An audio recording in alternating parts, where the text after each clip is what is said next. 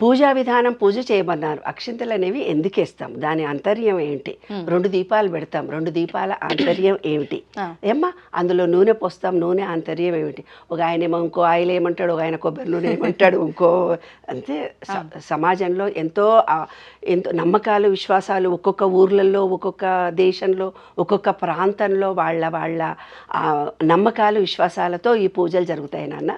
దానివల్ల సార్వజనీనికమైన సత్యం మాత్రమే నేను ఇప్పుడు చెప్పబోతున్నా. అది అందరికీ వర్తిస్తుందో వర్తించదో తెలియదు, కానీ అందులో ఉన్న రహస్యాలను మాత్రం నేను ఓపెన్గా చెప్తాను.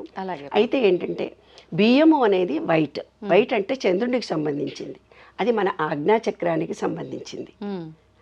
తెల్లది అంటేనే అమ్మ అని అర్థం, అంటే తల్లి, చల్లని చూపులతో ఉండేది తల్లి.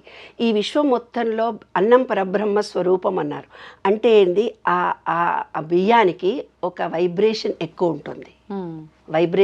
ఉంటుంది, అందుకే శివుడి పూజ చేసినప్పుడు, శివుడికి అభిషేకం చేసినప్పుడు ఉట్టి వైట్ బియ్యమే వేయిస్తారు శివుడి మీద, ఉట్టి తెల్లటి అక్షింతలే వేయిస్తారు శివ రుద్రాభిషేకం చేసినప్పుడు.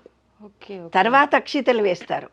తర్వాత చేసేటప్పుడు మాత్రం తెల్లటి అక్షింతలు మాత్రమే, ఉట్టి బియ్యం మాత్రమే వేస్తారు. ఆయన చంద్రుడికి సంబంధించింది. శివుడి దాంట్లో ఒక చంద్రుడు ఉంటాడు కదా, ఆ చంద్రుడి గురించి అమ్మవారి